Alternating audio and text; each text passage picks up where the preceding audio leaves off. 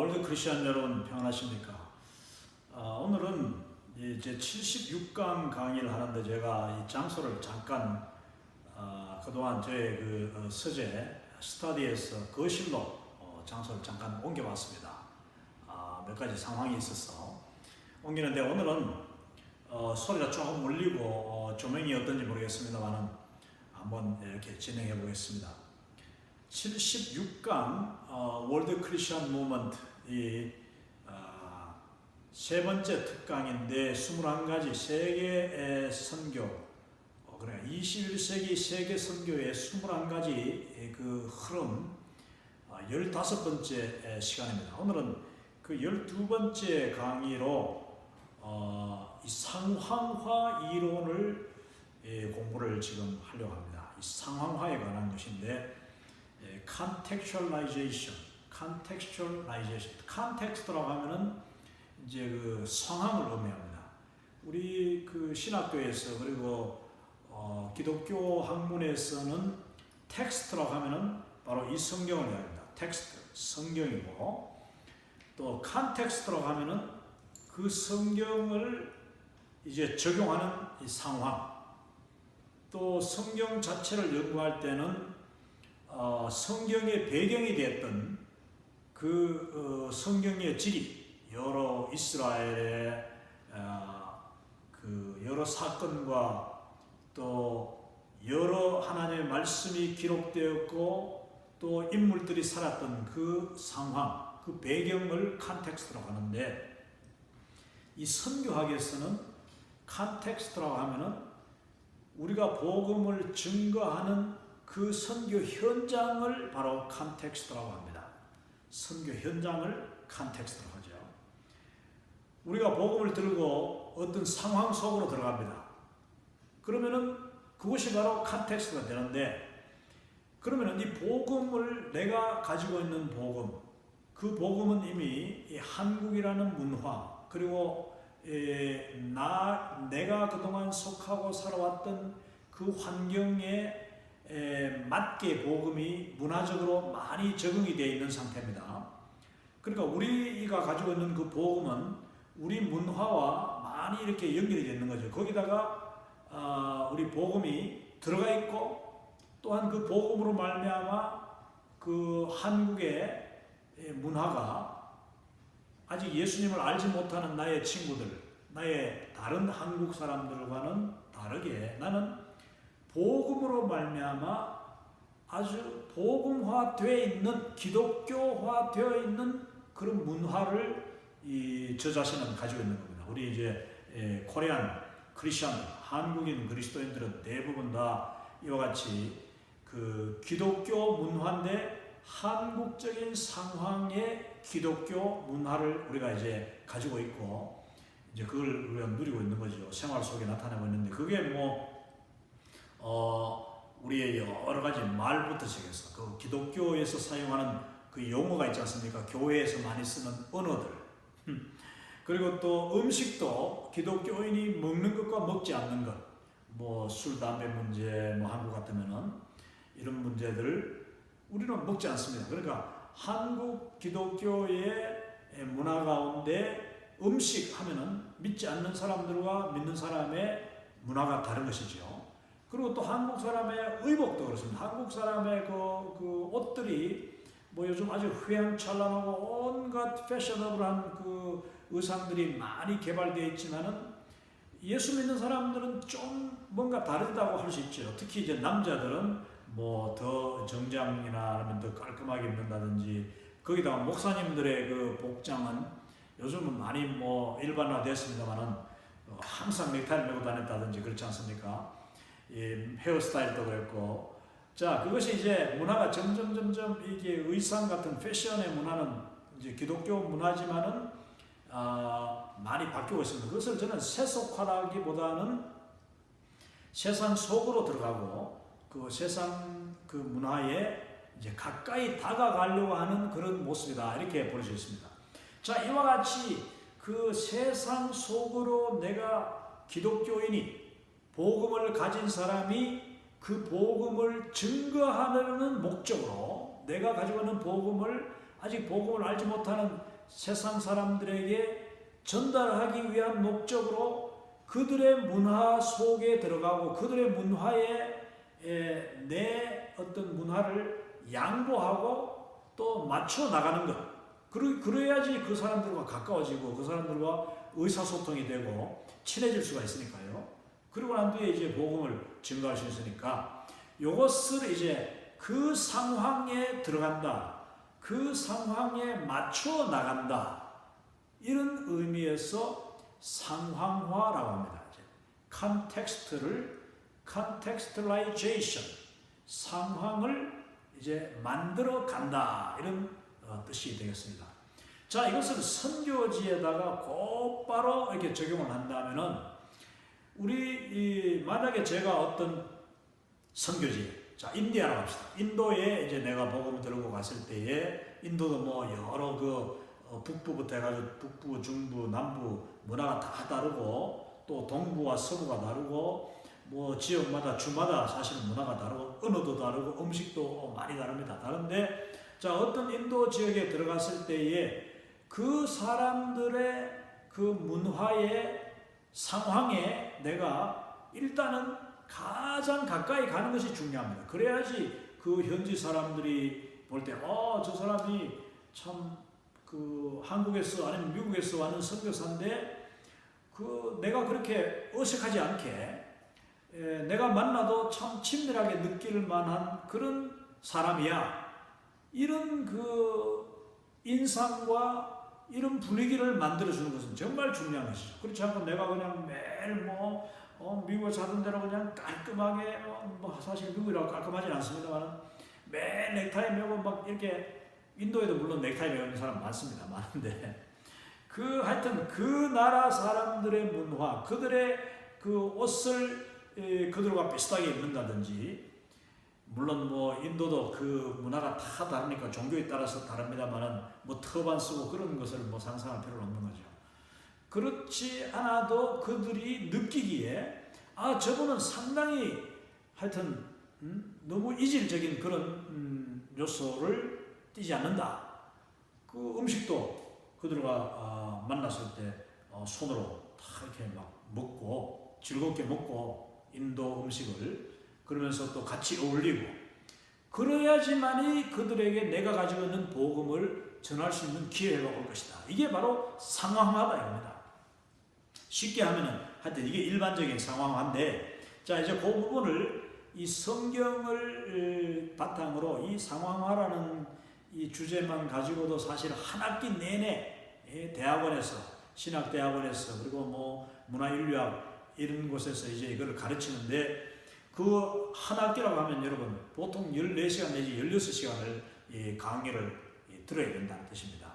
자 그런데 그걸 제가 지금 1시간 안에 여러분들에게 전달하기 위해서는 이 상황화의 개념 그리고 또 우리 기독교 그리고 특히 선교학에서 이야기하는 실제적인 선교사들이 적용해야 되는 그리고 알아야 되는 이 상황화가 무엇인가. 꼭 선교사가 아니더라도 우리 일반 성도들 가운데 단기 선교를 가는 사람들이 나의 문화, 나의 친숙한 그 컴포트 존이라고 하죠. 컴포트 존. 내가 아주 그냥 마음껏 눈치 보지 않고 그냥 먹고 자고 살고 말하고 할 수 있는 그런 환경을 떠나서 아주 생소하고 전혀 다른 사람들, 다른 언어, 다른 음식 그 속으로 내가 들어갈 때 그것도 복음을 들고 증거하기 위해서 갈 때 그러면은 그 사람들의 문화, 현재 문화를 존중하고 그 문화를 내가 최대한 이제 닮아가고 또 수용하고 그들에게 이질감을 주지 않을 어떤 그런 나의 복장, 나의 모든 태도, 음식 먹는 것, 이런 것들을 최대한 맞춰주는 겁니다. 이것을 이제 상황화인데 이것은 어디서 근거가 되느냐? 우리 기독교 선교학에서 이 contextualization, 이 상황화 이론은 바로 고린도전서 9장 사도 바울의 그 상황화 이론 그리고 사도 바울의 그 상황화에 대한 헌신 희생, 그리고 아주 분명한 태도에서부터 이 상황화가 시작이 된다. 여러분 이렇게 이해를 하시면 되겠습니다. 자, 제가 고린도전서 19장 이 19절을 제가 잠깐 인용을 합니다. 내가 모든 사람에게서 자유로우나, 한마디로 나는 어떤 사람에게도 난 눈치 볼 일이 없다. 나는 당당하다는 것입니다.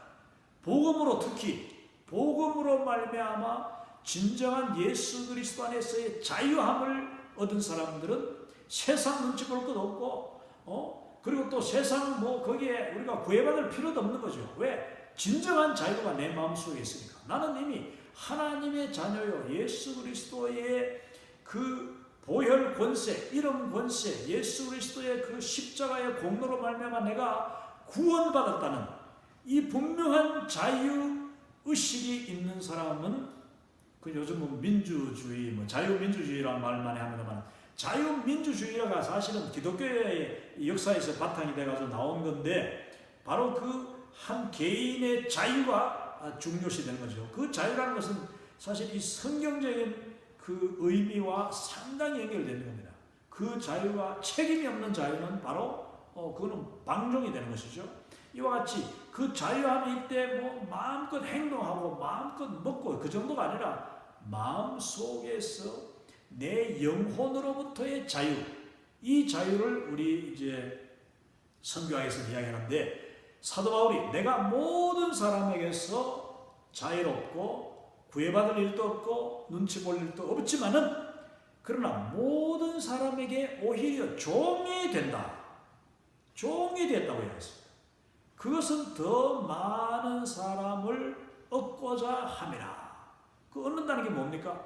이건 사도 바울이 무슨 장사꾼이 아니고, 사도 바울이 무슨 사람의 마음을 얻어가지고 자기 이익을 위한 것이 아니라, 그 사람을 얻는다는 것은 예수님을 위하여 내가 복음으로 한 생명이라도 더 구원시키기 위하여서 나는 정말 당당하고 자유롭고 눈치 볼 일이 없는 진정한 자유인이지만은 나는 나의 자유를 포기할 수 있다.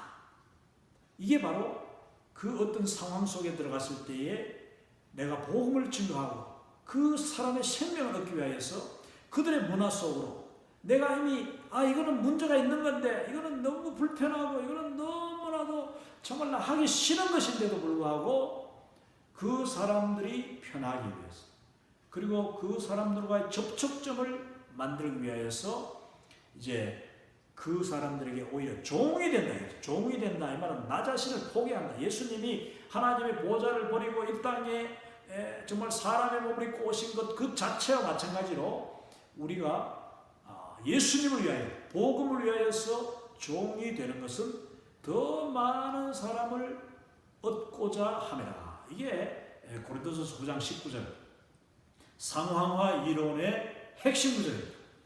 자, 그 뒤에 이제 20절 보면, 20절부터 보면 제가 아주 요약을 했습니다만은, 유대인들에게는 내가 유대인과 같이, 이제 이게 뭐냐면은 상황을 하는데 그 사람들이 어떤 사람이냐에 따라서 사도 바울은 복음 들고 들어갈 때에 자기가 만나는 사람, 그들이 어떤 문화, 어떤 종족, 어떤 종류의 사람이든지 거기에 맞춰줬다는 거예요. 그게 불편하고 힘들어도 내가 그들에게 종이 되듯이, 나는 이미 하나님의 종이잖아. 복음의 종이니까 복음을 위하여서 그 사람들에게 맞춰 들어간다. 그리고 유대인들에게는 유대인과 같이, 이분이 원래 유대인 중에 유대인이잖아요. 유대인 중에 유대인, 한국으로 치면 양반 중에 양반인데, 한국 사람들 중에 요즘 양반의 행세 많은 사람 어디 있습니까? 그럼에도 불구하고 한국에, 저의 고향 의성, 안동 이쪽으로 가면은 또 전국에 전라도, 충청도, 강원도도 아주 그 양반의 그것을 지금도 가지고 있는 사람들 있죠.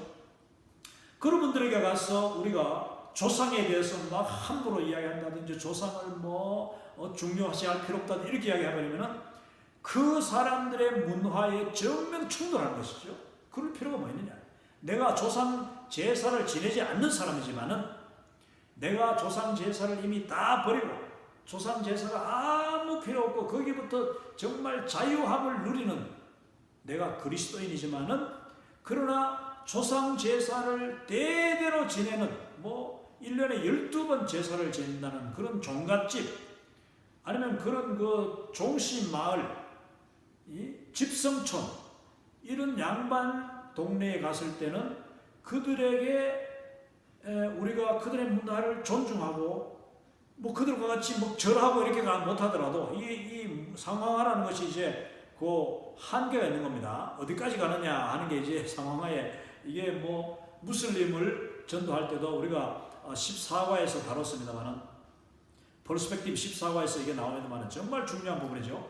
무슬림들에게 복음 전가를 갔는데 그 무슬림들이 그냥 코란을 외우고 암송하고 그럴 뿐만 아니라 이 모스크에 가서 하루에 그냥 5번씩 절하고 기도하고 하는 그것을 그대로 따라 해야 되느냐? 그래서 모스크에 같이 그들의 옷을 입고 가야 되느냐? 요게 이제 상황화의 그 정도 문제, 한계, 바운더리 이것을 이제 선교사들이 나는 여기까지 따라한다. 아니면은 나는 너무 일시 지나치게 가지 않는다. 이게 이제 14화에 나오는 상황화 문제예요. 상황화를 가지고 서로 이제 논쟁하고 서로가 옳다. 또 나는 이렇게 보니까 이렇더라. 사실은 그게 또 그 사람에 있었던 상황, 그 나라, 그 대상에 따라서 또 다른데 그거를 일률적으로 우리가 적용할 수는 없습니다만은 한국에서도 복음을 전하려고 하면은 그렇다. 그 상황을 존중하고 숙이고 들어가야 된다 하는 것입니다.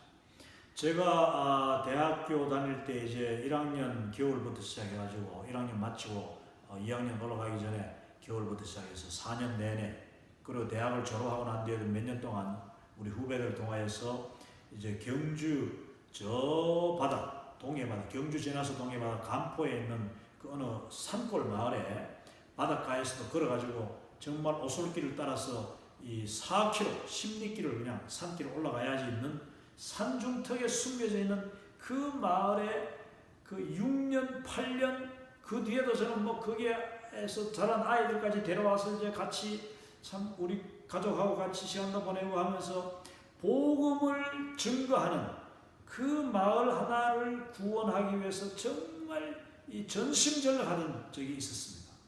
그때의 첫 해는 제가 교회와 같이 한 것이 아니라 대학교의 그 당시에 서클, 기독 동아리, 기독 서클, 이 베델반이라는 이 기독교 단체가 이제 같이 갔는데 그때는 교수님도 가고 또 이렇게 학교의 선배들도 이렇게 여러 회사에서 아주 높은 그런 사회적인 지위 있는 분들도 오고 하니까 그 마을 사람들이 굉장히 쉽게 받아줬어요.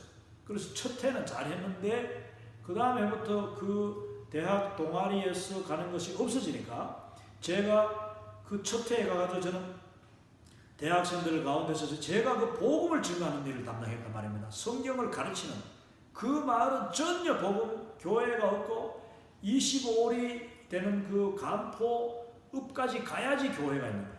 그러니까 너무나도 이 복음에 대해서 전혀 모르던 마을에 내가 첫 해 복음을 전한 사람으로 그리고 며칠 전하니까 그 아이들이 눈이 반짝거리고 놀라운 반응이 나타나는 거죠.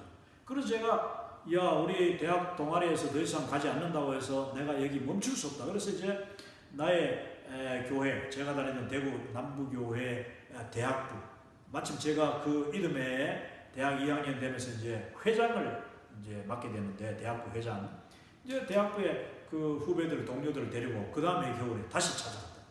그러면서 이제 해년마다 계속 그 우리 교회에서 이제 그 봉사활동을 갔는데 이거는 완전히 선교, 단기 선교야, 단기 선교. 그 겨울 선교학교를 하는 거예요. 하면서 수십 명 아이들, 그 당시에 마을에 한 60명, 80명 아이들, 중학생까지 하면 거의 80명 넘는 아이들이 있었는데 그 아이들이 자라는 것을 보면서 6년, 8년, 10년 넘도록 계속 했는데 결국 나중에 그 아이들이 한 10년쯤도 채 안 돼서 다 이제 자라가지고 나가죠. 그게 1980년 초반부터 있었던 이야기인데 여러분 그때 제가 두 번째 이제 교회 팀을 데려갔을 때에 그 마을의 그 어르신들, 이장과 새마을 지도자 그리고 마을의 유지들 이런 분들이 하는 분들이 이 태도가 딱 다른 거예요. 그러니까 지난해는 대학교에서 왔으니까 쉽게 받아들였는데 이번에는 어떤 교회에서 왔다 하면서 아는 사람은 저 하나밖에 없는 거죠. 그런데 뭐 그냥 우르르 오더니만은 뭐 그냥 빈집 지난해 쓰던 그 방에다가 그 집에다가 막 불 떼고 막 그냥 종이도 대강 문풍지 붙이고 해가지고 그 겨울 1월달입니다. 얼마나 춥습니까? 그런데 이 어르신들이 대견스럽기도 하면서 그러면서도 경계를 하는 거예요. 이제 교회에서 왔습니다. 그때에 제가 이 눈치가 보니까 조금 이상해요. 그래서 제가 모시고 갔던 그 당시에 이제 우리 대학부 지도 부장 장로님 박중렬 장로님 제가 얼마 전에도 이야기했습니다만 이제 하나님 나라 가셨는데 그 어르신이 그 당시 학교에 교감 선생님인가 그랬습니다.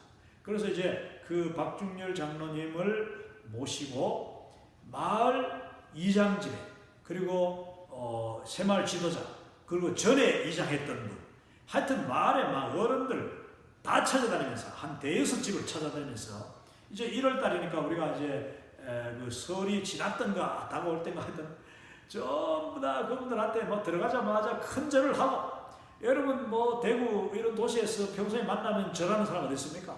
그런데 그 시골 마을에 가서는 일단은 다 절을 하는 거예요. 우리 장로님도 같이 절을 하는 거예요. 장로님이 사실 연세도 더 많은데 그러니까 그분들이 아주 그냥 막 이제 처음에는 얼떨결 하다가 어이구 요즘 이런 세상에 대구에서 온 이 대학생들이 이렇게 공손하게 예의가 바를 수 있느냐 하면서 그분들도 같이 엎드려가지고 이제 맞절을 하지 않습니까? 그렇게 그 집집마다 다니면서 이제 또 이 동네에서 누가 또 참 어르신입니까? 그럼 연세 많은 할아버지가 있대. 그럼 또 그 할아버지한테 가서 또 다 절을 하고 인사하고 그러면서 뭐 그 당시에 퐁퐁 이런 그 세제 있지 않습니까? 그 조그만 걸 이제 몇 개 사가지고 집집마다 이렇게 선물도 드리고 그러면서 접근했더니 이 어르신들이 처음에 답사갈 때만 해도 아주 그냥 눈길이 이상하던 분들이 경계의 눈초를 놓쳤던 분들이 완전히 무장해제되고 자기 아이들을 막 다 보내준 거예요. 아이들뿐만 아니라 나중에 부인들도 나왔어. 그래가지고 그 마을에 첫 해는 하지 못했던 그 부인들 우리 여학생들이 모아놓고 하여튼 그 부인들에게 필요한 것을 서로 또 나누기도 하고 대화도 나누고 나중에는 성경도 가르치고 찬송도 하면서 그러다 보니까 그 예수님을 믿지 않는 마을에 전에 어릴 때 시집 오기 전에 예수님을 믿던 사람들이 또 있더라고요. 그래서 정말 좋은 접촉점이 형성돼서 첫해 그 대학 동아리에서 학교에서 갔던 겨울 봉사활동보다도 두 번째 갔던 그 겨울 성경학교가 어른들 겨울 성경학까지 이루어지는 놀라운 역사가 나타나고 저는 그 첫 해에 가르쳤던 그 복음에 이어서 두 번째 좀 더 깊이 있는 그런 성경을 가르칠 수가 되고 그래서 이제 점점 그때 같이 갔던 후배들이 그 다음에 또 가고 하면서 아주 정말 몇 년 동안 놀라운 복음의 열매를 거둔 적이 있었습니다. 여러분 제가 이 이야기를 왜 하겠습니까? 이 이야기를 들으시면서 여러분 지금 상황화가 어떻게 적용이 됐는가 여러분 아실 수 있겠습니까? 자 도시에서 살면서 이미 시골에서는 참 남아있지만 도시에서는 없어져 버린 문화 그 전통적인 문화 예의 그 다음에 그 어른들에 대한 존중 그리고 마을 이제 뭐 집집마다 또 막 이렇게 새끼도 꼬고 그 당시에는 새끼도 꿨어요. 새끼도 꼬고 하는 일을 같이 돕는 것 이런 거 도시에서는 거의 뭐 없어지는 상황이죠. 그런데도 우리는 겸손하게 낮춰서 여기 보니까 사도 바울은 내가 모든 사람의 종이 된다. 종이 될 정도로 자기를 낮춘다는 거예요. 그리고 상대방의 문화를 존중한다. 그 상황에 내가 쉽게 들어가서 복음을 증거하여 그 영혼을 얻기 위하여 사람들을 얻기 위하여서 이렇게 했다. 그게 유대인들에게는 유대인처럼 함으로써. 자, 여러분 보십시오. 경상도 양반들한테 갔을 때는 양반들 같이 하고, 또 아주 가난한 사람들 같은 데 갔을 때는 내가 넥타이하고 다 옷 다 벗고 정말 허름한 옷을 입고 그들처럼 들어갔어. 그 아이들을 그냥 콧물 쫄쫄 하고 그냥 그 막 온 손이 그냥 코로 번들번들 할 정도로 겨울에 그 더럽고 해도 그 아이들을 그냥 안고 그 안고 산등성이를 넘어가지고 업고 거기까지 데려오는 거야. 그렇게 할 때에 그때 내가 업고 다니고 안고 다녔던 그 아이들이 3살, 5살 이런 아이들이 나중에 20살, 30살 돼서도 저하고 계속 만났던 거죠. 지금도 사실 제가 연락하면 바로 연락이 될 정도입니다. 여러분, 이것은 우리가 어떤 사람을 만나든지 그 사람에 맞는 그런 자세와 태도로 그들의 문화를 존중하고 그들이 사는 그 수준으로 내려가고 아니면 올라가든지 최대한 맞춰서 복음을 가지고 간다. 그래서 율법 아래에 있는 자들에게는 율법 아래에 있는 자같이, 이 성경에 보면 사도 바울이 그 디도니가 누구를 데려갈 때에 디모데 그 할례를 받게 되잖아요. 할례. 이 예루살렘에 올라가서 할례를, 사실은 이미 할례는 아무것도 아닌 것을 사도 바울이 계속 강조하면서도 할례를 받으라. 이 할례 받는 것이 일단은 그 유대인들한테 우리가 접근하기 쉽기 때문에 그래서 할례를 받도록 하는 것입니다. 이것도 하나의 그 문화, 유대인들의 율법 아래에 있는 자들에게는 율법 아래에 있는 자같이 하는 거예요. 또 율법 없는 자들한테 가서 할례를 그런 이야기 할 필요 없는 거예요. 그들이 만약에 아니 유대인들은 다 할례를 받아야 된다 하는데요. 그러면은 당신들 할례 받을 필요 없습니다. 또 그들에게 맞게 정말 그 자유함을 바탕으로 복음의 그 본질을 그대로 하는 것입니다. 그런데 할례를 받지 않아도 되는데 할례를 받는 것은, 이것은 무슨 문제가 있느냐? 문제가 없는 거예요. 자, 본질적으로 할례를 받지 않아도 내가 구원받는다는 것을 확신하는데 왜 할례를 받느냐? 그것은 할례를 행하는 사람들한테 정말 가까이 가기 위해서 사도 바울이 자기의 제자 중에 할례 받지 않는 사람이 있었으니까 야, 너도 할례를 받아라. 그렇게 함으로써 그 사람들과 가까워지는 그런 접촉점을 만들었다는 것입니다. 또 율법 아래 있지 않는 자, 율법 없는 자들한테 가서는 또 율법 없는 자들에게 맞게. 그런데 중요한 것은 여기서 할례를 받았다고 해서 이것이 복음의 본질에 문제가 있는 건 아니잖아요. 할례를 받지만은 나는 할례가 아무것도 아닌 것을 나는 분명히 믿습니다 하는 믿음이 있으면은 그 영혼을 얻기 위해서 할례 받으면 어때? 받을 수도 있는 거죠. 그건 할례 받는다고 지옥 가는 건 아니지 않습니까? 그러니까 그 양보할 수 있는 것까지는 양보를 하라 하는 것입니다. 자, 제가 포르투갈에 이제 갔을 때인데, 포르투갈에 가니까 여러분 그 포르투갈에 가면은 유명한 것이 뭐겠습니까? 포르투갈에 포르토 와인입니다. 포르토 와인. 포르투갈에는요 와인이 유명해요. 그래서 전국이 이제 바닷가에 있으면서 언덕 위에 그 아주 산수가 아니라 이 산이다, 이 바위 같이 생긴 그런 참 드라이하면서도 그러면서도 이게 포도가 잘 되는, 태양은 굉장히 강렬하고 숲은 별로 없고, 그러니까 그 언덕마다 아주 포도나무가 많은데, 그 포도밭이 많은데 거기서 유명한 그 포도들이 많이 생산됩니다. 그러다 보니까 포르투갈 사람들은 그냥 아침부터 그냥 술을 마시는 거야. 술을 마신다기보다도 이제 이 와인 잔에다가 조금 나눠가지고 밥 먹으면서 그것을 조금씩 같이 먹는 거예요.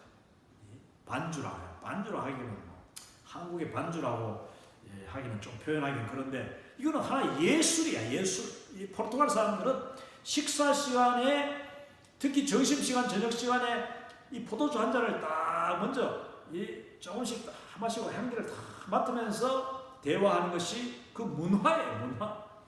그래서 저는 그때가 아직 선교사 초기입니다만은 사실 한국에서는 제가 이 술이라고는 입에 한 방울도 댄 적이 없는 사람인데, 그런데 포르투갈에 제가 갔을 때에 그들이 주는 이게 포도주, 처음에 갔을 때 제가 그것도 안 먹었어. 우리 코리안들은 이 술을 마시지 않습니다. 그랬는데 가만히 생각하니까 내가 이 사람들한테 이리 와서 정말 뭔가 배우려고 왔는데, 배우고 그들과 복음을 나눠주고, 이제 그 배운다는 말은 거기에 있는 이 포르투갈 크리스천들을 이야기하는 겁니다.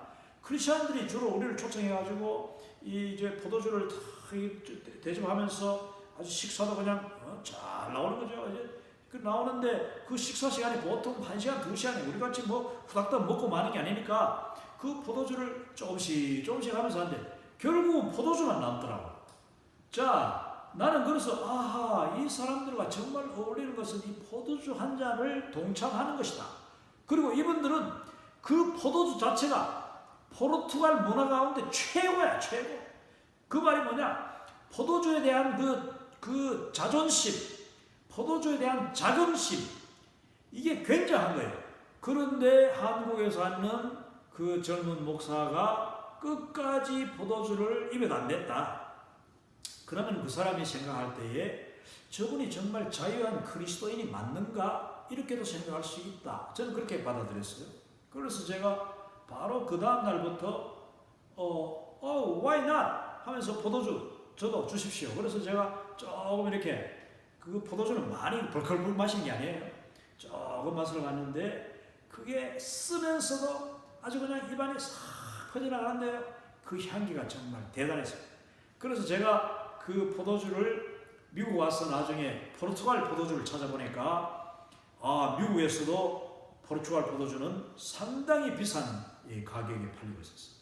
저는 뭐 그걸 직접 산 적이 없고 어떤 그 선교사 목사님이 우리 집 오셔가지고 그 말이 나와서 우리 한번 사 먹어봅시다. 그래서 이제 그 목사님이 한번 자기가 또 선물을 한다 하면서 사가지고 그 포르투갈에 나오는 그 유명한 포도주를 한 잔 사가지고 우리가 같이 마셔봤는데, 이야, 그 정말 포르투갈 포도주는요, 일단 도수가 낮은 것이 있어요. 도수가 낮으면서 알코올이 적게 들어있고 아주 이 단맛이 나오면서 향기가 대단한, 제가 뭐라고 지금 이야기하기는 그 정확한 이름은 제가 기억도 잘 못하고 또 여러분에게 알릴 필요 없습니다만, 포르투갈 포도주가 그들의 문화의 핵심이었다. 그래서 그 포도주를 나중에 처음에 먹고 나니까 그 다음에 이제 믿지 않는 사람들을 집에 이제 가게 되더라고요. 그러면 그때 자연스럽게 이제 어울리면서 정말 당신들의 포도주는 대단한 것이다. 이렇게 하니까 대화가 일단 열리고 또 조금씩 같이 나누면서 그들과 복음을 나누게 되었다. 제가 마지막 거기서 이제 돌아오기 전에는 우리 팀이 이제 인터내셔널 나잇이라고 해서 각 나라에 이제 저는 한복을 입고, 여름이니까 여름 그 모시 한복을 입고 탁 나갔는데 그때 제가 간증을 하면서 그런 말을 전했어요. 나는 원래 와인이고 알코올이고 어떤 술도 저는 마신 적이 없는 사람이다. 근데 이번에 여기 와서 그 포르투갈 포도주 포르토 와인을 내가 맛을 봤는데 정말 굉장한 아주 새로운 그런 경험이었다 하면서, 당신들은 정말 놀라운 문화를 가지고 있고 그 포도주를 마시는데 이 나라의 그 알코올 주정자, 그 주포, 술 주정꾼, 그리고 알코올 중독자가 별로 없다는 이야기입니다.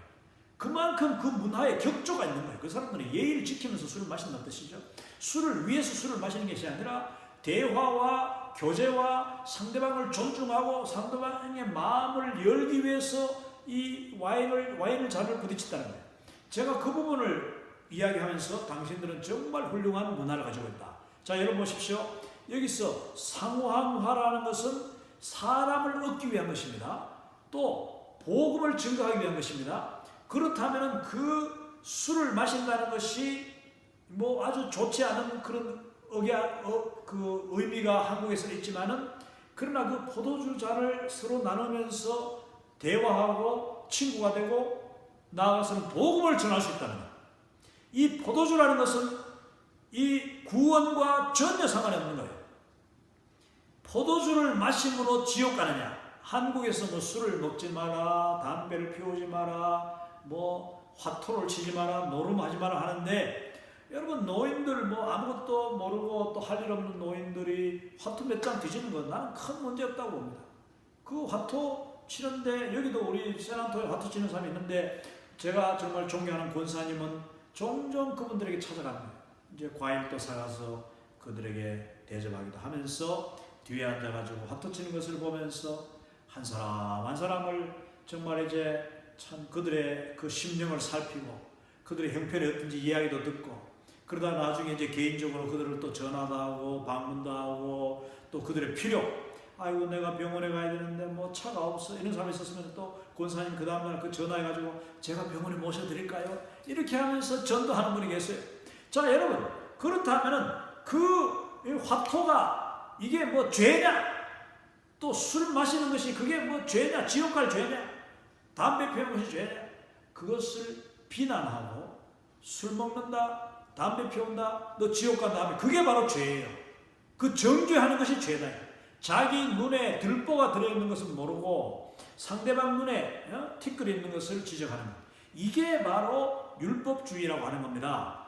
오늘날 많은 우리 예수님을 믿는다고 하는 그리스도인, 교회에 열심히 다니는, 심지어는 중직자들 가운데서도 이렇게 세상 사람들을 나는 너와 달라, 너희들은 더럽고 추하고 죄 많고 나는 거룩하고, 그게 아닙니다.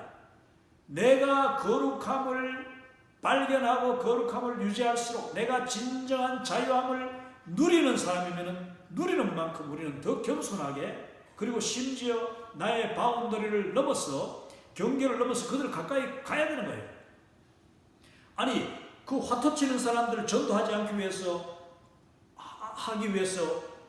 하기를 원하면서 어떻게 화토 치는 사람들한테 자리에 갈 수가, 가지 않으면 안 됩니다. 가야 되는 거죠. 안 가면 안 되는 거죠. 감으로써 그들을 구원할 수 있는 거예요. 그리고 술 마시는 사람, 그들에게 내가 막 술을 많이 같이 술 취하는 게 아니라 그 자리에 갈 수도 있어요. 술자리에 갈 수도 있어야 되고, 그도 술 먹는 것을 비판하지 않고, 이것은 정도로 아주 지혜롭게 해야 되죠.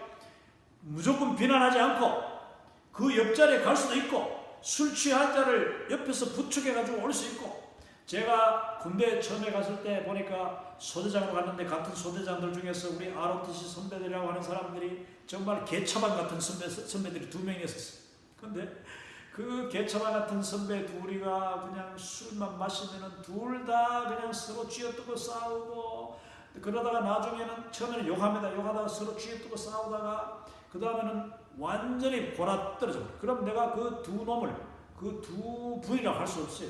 그 나이도 나보다 어린 사람들인데 선배랍시고, 정말 고주망태가 되고 완전히 정말 길거리에 개 같은 그런 막 뭐 그거만큼 더럽잖아. 막 토하고 소리 지르고 욕하고 싸우고, 그러다 길거리에 들어놓으니까 온 몸까지 더러워져.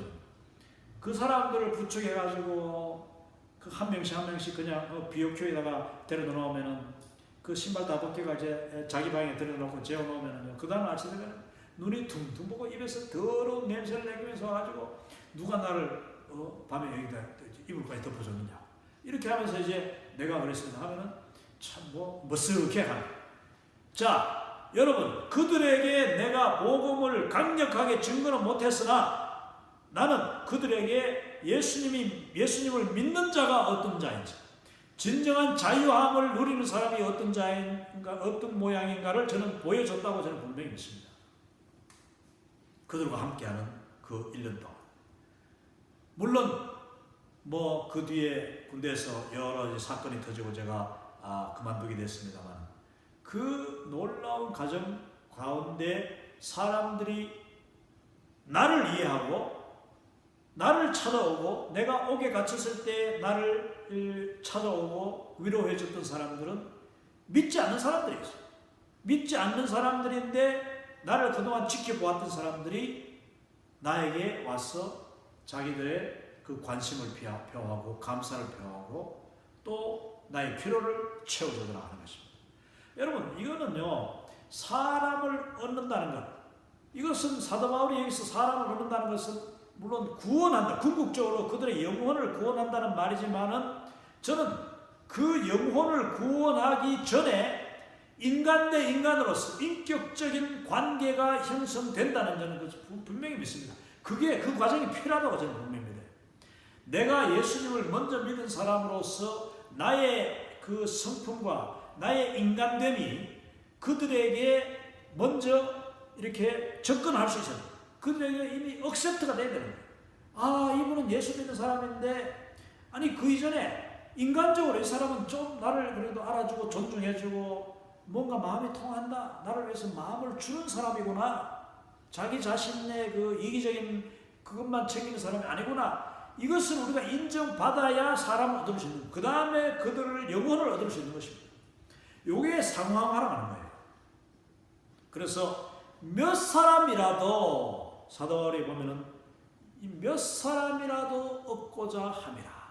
수많은 유대인, 율법주의자, 또 수많은 그 율법 없는 자들, 이방인들, 수많은 헬라인들, 별변 사람들을 사도 바울이 만나고 그들에게 친절을 베풀고 그들을 존중하고 자기 자신을 숙이고 또 그들의 욕설도 듣고 때로는 그들의 공격도 당하면서도 참고 자기 자신이 가지고 있는 그 로마 시민권의 그 어마어마한 그 파워를 행사할 수 있음에도 행사하지 않고 자기가 그 가말리엘 문화에서 아주 최고의 학문을 배운, 그리고 유대인 중에 유대인, 히브리인 중에서도 히브리인이로 그 가문이나 이런 신분을 가지고 따지면은 사실 전혀 사람들에게 무시당하지 않아도 되고 욕먹지 않아도 되고 핍박받지 않아도 되는 사도 바울인데 자기의 모든 것을 포기하고 그들에게 종처럼 자기 자신을 낮췄다.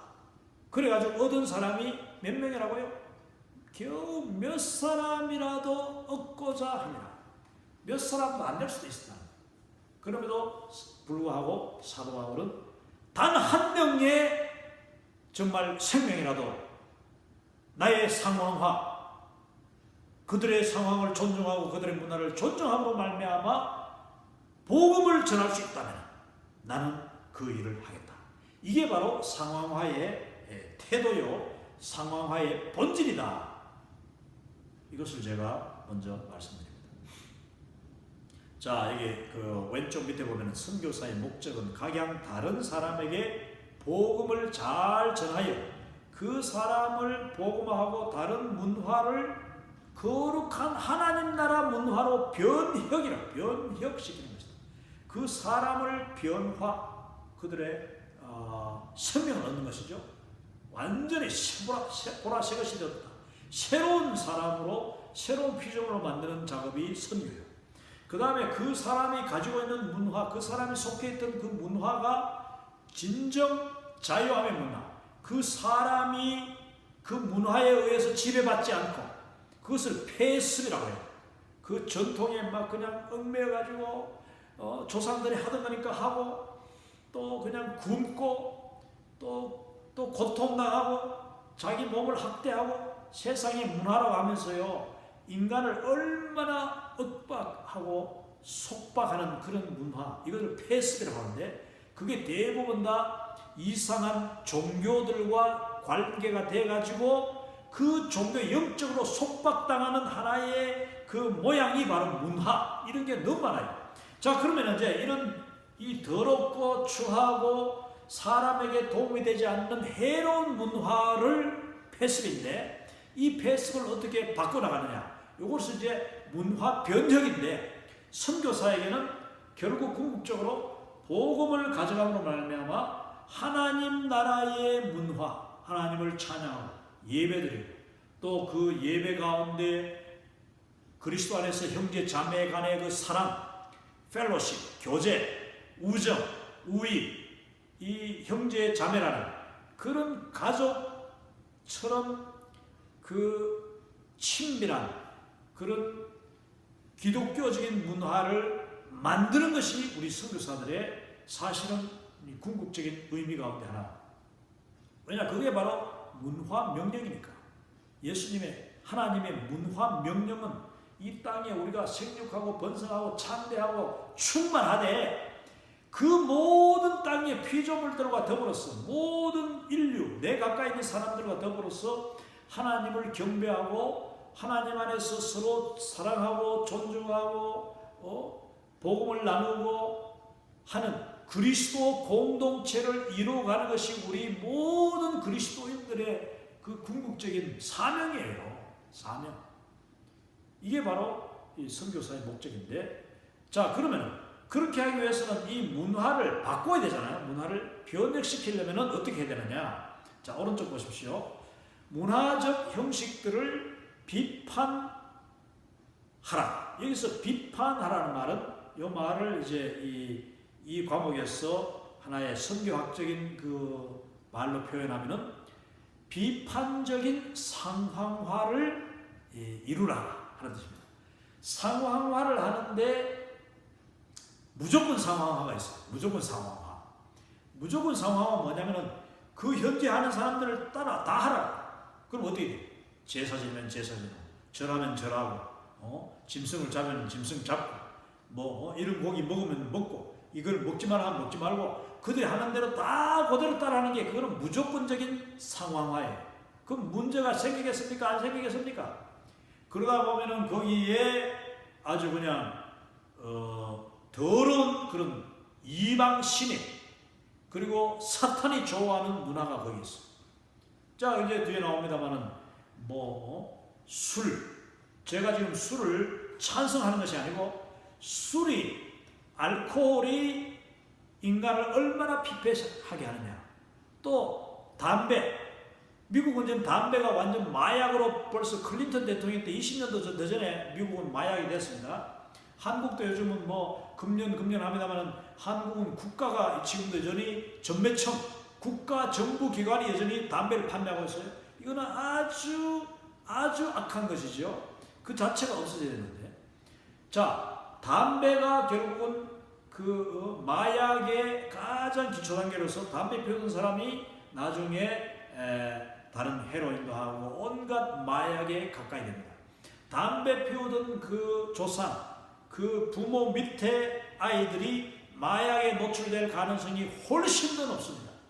자, 그렇다면은 이런 문제들을 알면서도 내가 상황화한다 하고 담배를 막 같이 뽀뽀 피운다든지, 술을 막 같이 들이키고 막 술 같이 술집에 같이 가고 술만 먹습니까? 그 다음에 그냥 악한 그런 온갖 더러운 짓을 하고 같이 해버린다.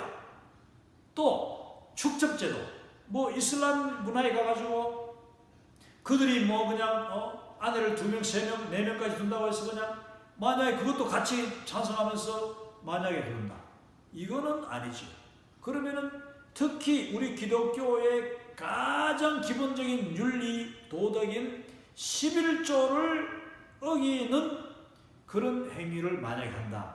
그러면 그것은 이미 상황화의 도가 넘어간 겁니다. 상황화의 도가 지나친 거예요. 나 외에 다른 신을 섬기지 말라고 했는데 그 현지 믿지 않는 사람들이 섬긴다고 그냥 같이 절하고 같이 알라를 외치고 만약 그런다. 그거는 이미 상황을 넘어간 거죠. 그 대신에 여기서 제시하는 것은 비판적인 상황화를 해라. 자, 여기서 비판적이라는 말은 뭐냐면은 거부할 것인지 수용할 것인지 재해석하라. 거부를 할 것은 아예 분명히 거부할 것. 그 다음에 수용할 것은 이건 괜찮아. 수용할 것. 그런데 애매한 게 있어요. 애매하다. 요 문화는 정말 우리 좀 연구해야 되겠어요. 왜? 성경적으로 기독교적인 여러 그 관점으로 퍼스펙티브를 가지고 분석하고 또 같이 토론하고 또 역사와 그 여러 그 열매, 효과, 미치는 영향 이런 것을 다 따져볼 때에 이 문화는 조금 위험하지만 우리가 잘 다루면 되겠다. 그럼 받아들이자. 그럼 이것도 우리 따른다. 그렇게 하든지 아니면 이 문화는 이거는 절대로 하면 안 된다. 이런 어떤 분명한 그 분별을 해야 되는데 그 과정이 뭐냐? 비판적인 상황화 과정. 비판적 상황화의 단계라고 하는 것입니다.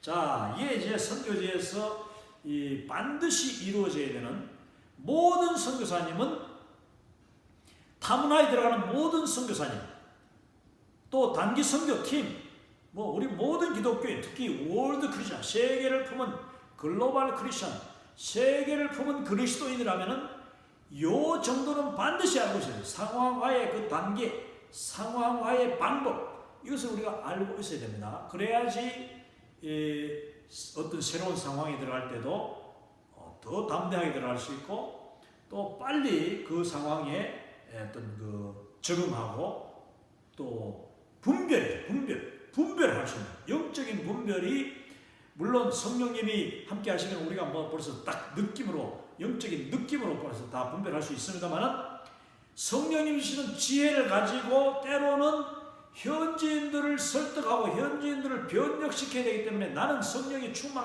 내가 충만하다고 해서 무조건 그 사람들을 푸시하고 이렇게 하지 마라 하면 안 되는 거죠. 그러기 위해서 특히 이 비판적 상황화의 단계는 선교사를 위해서라기보다도 현지인들에게 이걸 가르쳐야 돼요. 그래서 현지인들의 이 단계를 자발적으로 밟도록 도와주는 것이 선교사님들의 역할이다. 선교사님은 여기 지금 가장 중요한 게 뭐냐? 전제가 뭐냐? 선교사가 결정하는 게 아니다 하는 것입니다. 선교사가 일방적으로 푸시하면 반드시 현지인들이 처음에는 눈앞에서는 따르는 것 같은데, 아 그래요 선교사님, 네 알겠습니다, 제가 안 하겠습니다, 이렇게는 뒤에 가서 한다는 겁니다. 숨어서 한다. 아니면은 그게 그 문화가 선교사 눈앞에는 사라지는데 그 밑에 들어가 있다. 이게 아주 전형적인 선교제에서 나타나는 이 상황화의 실패한 모습입니다.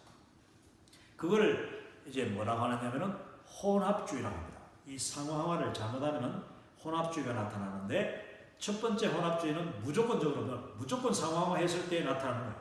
그러면은 야 우리가 예수님을 믿고 뭐 찬송을 부르고 성경을 공부하는데, 원래 하던 그 더러운 이방신, 그 원래 그 내려오는 귀신, 뭐 조상 섬기는 그 모든 게 그대로 같이 행해지는 거예요. 이게 저기 멕시코, 미국의 남쪽으로 내려가면 멕시코, 그 다음에 남미에 내려가면 모든 나라들이 거의 대부분 다 원래 원주민들이 가지고 있던 그 모든 우상들 그대로 다 가져가지고 거기다가 절하고 거기다 촛불 쌓으려고 하면서 마리아한테 뭐 그한테 똑같이 하는 거예요. 그 마리아 자체가 벌써 이것은 잘못된 이 복음과 본질에서 얻는 거잖아요. 이거는 우상 숭배잖아요. 그러다 보니까 천주교는 남미에 들어가면서 그냥 온갖 모든 것을 다, 이것도 마리아처럼, 이것도 뭐 마리아가 이미 다 무너졌으니까, 마리아를 통해서 복음이 무너졌기 때문에 이 그냥 영적인 모든 게 다 허물어져가지고 아무거나 다 받아들고 이름만 붙여가지고 그냥 다 거룩한 누구는 뭐 홀리, 성, 뭐 산타 과달루페, 뭐 산타 산안토니오, 뭐 이 모든 사람 이름을 갖다 다 붙여. 제가 살고 있는 이 도시 산안토니오는 이 샌안토니오라는 그 어떤 성인의 이름을 따가지고 만든 도시. 그러니까 그 이유가 뭐였어요? 왜 도시 이름을 샌안토니오로 붙여? 지금도 이 샌안토니오에 살고 있는 천주교인들은 믿기를 이 샌안토니오라는 그 성인이 지켜주는 도시다. 이렇게 믿어요. 로스앤젤레스, 그것도 천사가 지켜주는 도시다. 그거 다 멕시코, 옛날에 멕시코 땅이잖아요. 그래서 뭐 저기 샌프란시스코, 샌디에고, 이 모든 미국의 그 캐톨릭식 이름들이 저 남미 다 내려가면서 결국은 그게 다 뭡니까? 산타크루즈. 결국은요 전부 다 우상 숭배. 예수님이 아니고 하나님이 아닌 다른 인간을 성자로 만들어가지고 성인으로 만들고 그들을 수호신으로 숭배하면서 그들에게 기도하고 그들에게 절하고 그들에게 촛불을 바치는 거예요. 이게 지금 바로 상황화를 잘못해서 이런 현상이 나타나는 겁니다. 자, 그러면 우리 복음을 제대로 알고 정말 자유함을 누리는 우리는 그 자유함을, 내가 누리는 자유함을, 내가 누리는 복음의 그 핵심을, 온전한 진리를 그들에게도 그대로 깨닫도록 해야 되는 게 아니겠습니까? 그런데 예수님이 당신을 구원했습니다, 예수님을 믿으면 구원받습니다 하는 이 복음의 핵심 한마디는 정말 어쩌면 쉬워요. 쉽게 받아들여요. 그런데 그들의 삶이 바뀌고 그들의 생활 자체가, 그들의 문화가 문화 명령대로 하나님만 공경하고 하나님만 예배하고 하나님께만 영광 돌리는 하나님의 이름만 높이 들림받는 그런 문화가 되어야 되는데, 방금 이야기한 대로 예수님을 믿는다 하면서도 무슨 마리아 성모, 마리아 산타크루즈, 산타모니카, 산 안토니오, 뭐 온갖 이런 인간들에게 숭배하고 그 천사들을 숭배하고 귀신을 숭배하고 그 지역 귀신, 옛날부터 내려오던 그 우상들을 막 숭배하는 이런 천주교적인 선교 방식은 이거는 완전 실패다 이겁니다. 그거는요 점점 복음을 희미하게 만들어요. 복음의 힘을, 그래서 눈에 비늘을 하나하나 자꾸 덮어 씌워가지고 나중에는 예수님도 안 보여. 이름은 부르는 것 같은데 아무것도 몰라. 이 천주교 신자들은 아무것도 모르고, 진리는 아무것도 모르고 전부 다 엉뚱한 것들만 외우고 있고 엉뚱한 이름만 알고 엉뚱한 데만 절하고 기도하고 있다. 이게 바로 그 스페인 신부들, 천주교 신부들, 스페인, 포르투갈 이런 그 옛날에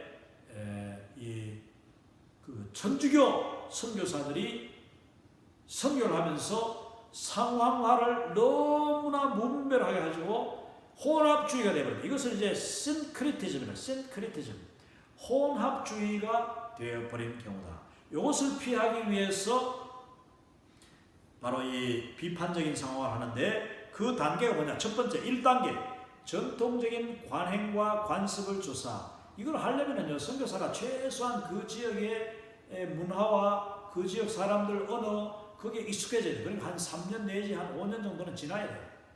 그렇게 그것도 뭐 적극적으로 내가 이 선교사가 눈을 밝게 뜨고 열심히 관심을 가지고 그 현지인들과 접촉하면서 깊숙이 들어가야지 이걸 잘할 수 있어요. 뭐 10년 돼도 이거 못하는 사람 못해. 모르면 못하잖아요.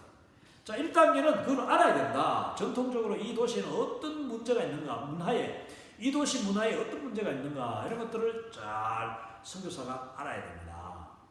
그리고 조사를 해야 돼요. 기록을 남겨야 돼요.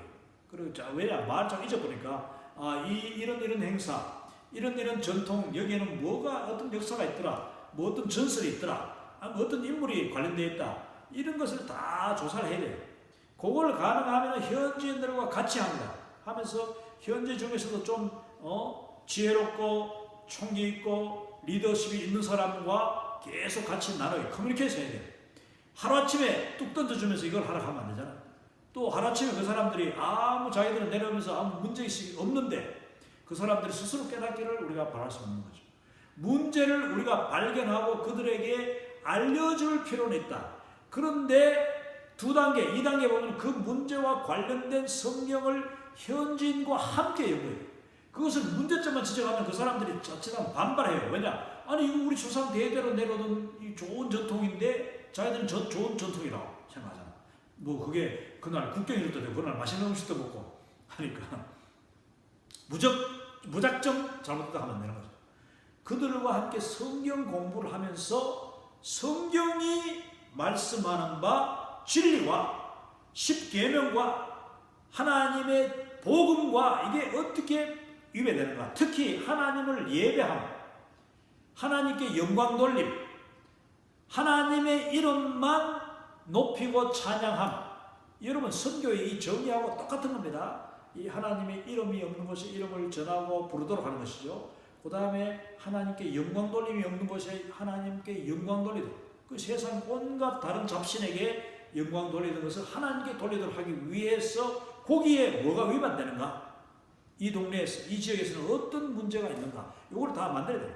그걸 성경적으로 조명해야 되는 거예요. 그리고 하나님 앞에 예배드려야 되는데 지금 이 현지 사람들은 어디에다가 예배하고 있는가? 요거를 제대로 우리가 잘 분별하고 정리하고 현지인들이 그걸 깨달아야 됩니다.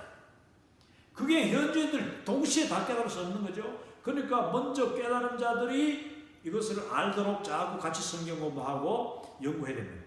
그러다 보면 세 번째 단계, 성경적인 이해와 계시의 빛, 성령님이 조명해 주심으로 말미암아 그 어떤 관습을 이제 그 현지인들이 깨닫기 시작합니다. 복음이 들어가고 말씀으로 이렇게 점점점 자라니까 그 보이는 눈이 생기는 거예요. 우리가 지금까지 아무 생각 없이 그냥 즐기고 좋다고 하던 이 전통, 이 문화에 문제가 있구나. 현지인들이 깨닫게 만들어진 거예요. 그래서 그들이 평가하고 스스로 그 관습, 그 문화를 평가하고 또 사용 여부, 계속할지 여부를 거부할지 수용할지 아니면 좀 더 두고 계속 연구할지 이것을 그들이 현지인들이 다 그 주도를 해가지고 스스로 이것을 결정하도록 해야 된다. 그러다 보면은 어떤 문화, 어떤 관습은 빨리 사라질 것이고 아니면 빨리 변형, 사라지기는 쉽지 않을 거예요. 왜냐? 현지인들은 그대로 하니까 믿지 않는 사람들은 그대로 하거든요. 그러니까 예수 믿은 그 소수가 거기서 점점 벗어지고 또 멀어지고 그러면서도 마음의 가책을 받지 않고 마음의 자유함, 오히려 구원받은 자의 그 당당함, 기쁨, 또 하나님만 바라보는 그런 순결함이 점점 순결해지는 것이 나타나는 것입니다. 여러분, 그 죄악이 많은 곳에 은혜가 더하고 죄악이 많은 환경일수록 정말 믿음을 제대로 가진 사람은 정금같이 빛이 나는 거 아니겠습니까? 그러니까 그 현지인들이 그렇게 자부심을 가지고 주님만 바라보면서 자기의 옛것은 정말 다 배설물처럼 버릴 수 있도록 그것을 선교사가 잘 가르쳐 나가야 된다. 그런데 선교사가 너무 급하게 몰아붙여도 안 되고 너무 강요해서도 안 되고 그 사람이 이해가 안 되는데 아직 믿음의 수준이 안 되는데 단절시켜도 안 됩니다. 아까 그럼 어떻게 된다고요? 그것이 잠복한다. 보이지 않는 데 들어갑니다. 겉에서는 절대로 안 해요. 선교사 보는 데는 안 해요. 그런데 뒤에 가서는 그냥 부적 쓰고 자기들끼리 점치고 하는 거예요. 그때 와서는 또 예배드리고. 이게 한국교회 지금도 있습니다. 한국교회 지금도 많은 사람들이 점쟁이한테 돌아다니면서 교회 와가지고 집사하고 장로하는 사람이 있습니다. 권사하는 사람 많아요. 기도원에 돌아다니면서 자기 운명을 이야기해달라. 이런 사주팔자 보는 거 똑같은 그런 태도로 예수 믿는 사람들이 있어요. 기도원에 가서 그걸 갖다 알아달라고 어떻게 할까요? 어딜 갈까요? 정말 웃기는 그런 사람들이 있는 거죠. 성령님은 분명히 역사하시고 성령님은 분명히 우리에게 지혜를 주시고 조명하시고 밝게 보이시고 인도하시지만은 그게 세상의 방식, 점치는 사람들처럼 그렇지 않습니다. 여러분, 자기가 기도하고 말씀 가운데 온전히 하나님 앞에서 살아가면 하나님이 우리의 발걸음을 인도하시는 거예요. 그러면 그 믿음대로 기도하는 가운데 따라가면 되는 건데 그걸 갖다가 누구한테 물어가지고 이럴까요? 저럴까요? 이날할까요? 저날할까요? 저리 갈까요? 이리 갈까요? 이것은 문제가 있는 것이다. 이게 바로 기독교에 아직까지 남아있는 혼합주의다. 그런 분들은 어떻게 해야 되느냐? 성령, 교회에서 계속 그 말씀을 통하여서 이것을 깨달았고 만들 뿐만 아니라 또 소그룹이나 구역예배 아니면 개인적인 어떤 상담을 통하여서 그들 스스로가 이거 잘못됐구나 해서 깨닫도록 자꾸 도와줘야 됩니다. 이게 먼저 깨달은 사람 도와줘야 돼요. 한국 기독교인들 안에서도 수많은 사람들이 아직 수많은 그런 요소가 남아있다. 혼합주의적인 요소. 그리고 밑에 숨어있는 그런 우상 숭배, 귀신을 섬기고 엉뚱한 그런 인본주의적인 그런 운수팔자 이런 게 남아있다는 것을 우리가 알아야 돼요. 그럼 하물며 선교지 가면 이게 훨씬 더 심하죠. 그 선교지를 우리가 선교사님들이 갔을 때에 단기 선교팀은 갔을 때 그걸 하기 어려워요. 그러나 그 문제를 같이 발견하고 우리가 따로 모였을 때, 돌아왔을 때나 아니면은 선교지 하룻밤 저녁에 이제 어떤 그 서로 반성회 같은 거 할 때에 하루를 돌아보는 그런 결산할 때에 우리가 보니까 어떤 문제가 있던데요. 그럼 그걸 같이 또 나눌 필요가 있죠. 그러면서 이것을 연습할 필요가 있어요. 연습할 필요가 있어요. 누구든지 자꾸 이게 익숙해져요. 1단계 조사하고 관찰하고 2단계는 그들과 함께 이야기하면서 성경과 비교하고 3단계는 이제 거기에 대해서 결정하는 단계. 그걸 비판적인 상황화를 하는데 비판적으로 체계적으로 단계적으로 해나가는 것이다. 결코 서두르지 말고 결코 강요하지 말고 또 결코 선교사가 앞장서서 하지 마라. 현지인들이 스스로 깨닫도록 그기 위해서는 잘 교육하고 같이 하나가 되어가지고 그들이 편견을 가지 않도록 아니 선교사님 자기 문화 좋다고 그러니까 우리가 민족적인 아니 문화적인 우월감을 가지고 하면 그건 절대로 안 돼요. 사람들이 다 알아요.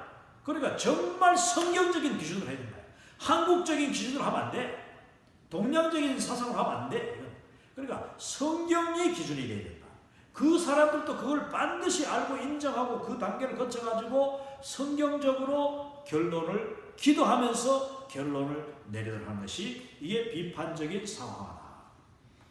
자 이제 이 긴 이야기인데 이렇게까지 제가 하고 마지막 한 가지 더 슬라이드 제가 퍼스펙티브 강의할 때도 한번 보여드렸습니다만 이게 초기 한국 기독교와 상황화 전략 그 예들을 보면은 축첩 제도가 있었는데 그걸 우리가 예수님을 처음 믿은 교회에 교회 처음 예수님 믿는 사람들이 교회 들어왔는데 부흥회하고 이럴 때에 믿은 지 한 몇 달 되고 막 이제 막 예수님 믿어가 좋아가지고 막 즐거워하고 기뻐하고 찬송하던 사람들이 부흥회를 하다가 부흥 강사가 이 중에서 아직까지 첩을 버리지 못한 사람이 있으면 손 들어보시오. 저보다 쭈뼛쭈뼛해가지고 고마 가슴이 철렁한 거야. 실제로 그런 분이 있었으니까. 왜냐? 아직 예수님 믿은 지 6개월밖에 안 됐는데 1년도 안 됐는데 그 사이에 예수님은 분명히 영접했는데 아직 집에 첩이 있어. 첩도 한 명, 두 명이 아니야. 부자들은 여럿이 있었어. 이런 사람들이 그 정리하는 데 시간이 많이 걸렸습니다. 또 혼산례 이 3년상 이걸 그냥 하던 중에 예수 믿는 사람도 있고 또 조상 대대로 그냥 아직 부모님은 예수 안 믿고 자식은 예수 믿고 이래가지고 그 부모 형제 간에 부모 자식 간에 이런 갈등이 일어나고 지금도 이런 경우 있었죠. 중간에 예수 믿는 사람들 그렇잖아. 이런 문제들 그리고 또 술, 담배, 도박 문제 그걸 끊고 교회에 돌아가면 안 되는 거예요. 술 끊고 교회에 오라 하면 안 되는 거예요. 교회에 와서 교회 안에 왔는 사람들은 다 향긋한 냄새를 풍기는 사람이 아니라 내 옆에 있는 사람이 술 냄새 풍기고 입에서 담배 냄새가 막 꾸역꾸역 나오는 사람이 있을 수도 있어요. 왜? 그 사람도 아직까지 세상 것을 버리지 못하였으나 예수님을 믿기 위해서 온 거예요. 아니면 최소한 자기 아내를 따라왔거나 자기의 형제, 부모를 따라왔는 사람 그건 대단한 발걸음이다. 그러면 그 사람을 우리가 환영하고 존중하고 감싸주고 이해를 하면서 시간을 가지고 기다려야지 그 사람 스스로가 깨달아가지고 이거 담배가 아니구나 이거 술이 아니구나 도박이 아니구나 그래서 그걸 끊도록 만들어야 되지 그걸 끊고 들어오너라 당장 끊으라 하면요 그 사람 눈앞에서는 끊는 것 같아요. 아이고 내가 술 담배 끊었습니다. 그런데 바로 돌아서면 술 한잔 마셔야 되고 그런 사람들이 지금도 많습니다. 심지어 한인교회, 미국에 있는 한인교회, 그 다음에 주로 미국에 있는 한인교회 그런 분들 많은데 장로들 이런 분들 한국에서도 큰 교회 장로님들 안수입사 이런 사람들 중에서 술 담배 못 끊는 분 많아요. 아니 그거 내가 이야기했잖아. 술 담배 문제를 너무 죄악시 해버리니까 그 사람들이 겉으로는 안 한 같은데 그냥 교회 나가자마자 담배를 꺼내는 거죠. 그러다가 그냥 목사님 잘못 갑자기 부딪히면 그걸 담배를 옷에 넣었다가 화상도 있고 하는 그런 일이 종종 일어나는 나는 그런 경우 많이 봤습니다. 그게 바로 뭐냐? 잠복하는 것이다. 억지로 끊으라고 하니까 그러나 그거 억지로 끊을 필요 없는 거예요. 시간을 두고 그 사람이 정말 깨닫고 영적으로 결단하고 그 다음에 스스로 끊도록 하는 것이 중요하다. 이 모든 것이 상황화 문제다. 그리고 거기에 지금 아주 아름다운 모양으로 저희 부모님이 약 60년 전에 60년 넘는 건데 벌써 아이고 주여 65년 전에 저희 부모님이 결혼하는 이 결혼식 그 사진입니다. 저 오른쪽에 외할아버지 그리고 왼쪽 끝에 우리 큰아버지 양가 헌주가 뒤에서 계시고 중간에 주례자 그리고 이제 형제들 그리고 앞에는 화동들이 있죠. 화동들이 꽃을 들고 하나는 꽃을 들고 하나는 이제 결혼 서약 그걸 들고 와가지고 이렇게 그 당시에는 반지도 못 나누고 이제 그렇게 결혼 서약서를 받고 우리 아버지가 지금 그 흰 목장갑을 끼고 그 결혼 서약서를 들고 지금 사진을 찍고 있는 그 결혼 그 이제 서약 선서 직후에 언약 선포하고 난 직후에 찍은 사진입니다. 얼마나 아름답습니까? 이게 그 당시 의성 우리 지역 고향 지역의 최초의 기독교식 결혼, 서양식 결혼인데 얼마나 아름답습니까? 저희 어머니는 꽃을 들고 있고요. 부케는 아니지만은 꽃이 그 들판에서 이렇게 가져온 꽃이라도 꽃이잖아. 그리고 또 이 면사포는 그 옛날에 속치마를 단을 뜯어가지고 그걸 이렇게 주름을 만들어서 지금 이렇게 썼고 제가 들었습니다. 제가 보지는 못했고 여러분 이와 같은 이 기독교의 아름다운 그렇다고 전통 결혼식이 죄가 아니에요.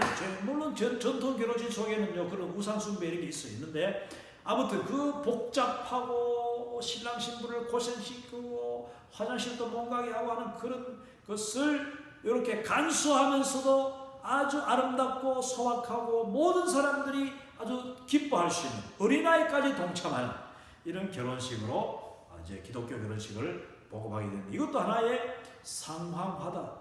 이 기독교 서양식 결혼식으로 말미암아 그 지역의 청년들이 그냥 막 쏟아져 들어왔다는 거 아닙니까? 교회로. 그래서 엄청난 복음화에 도움이 되었다.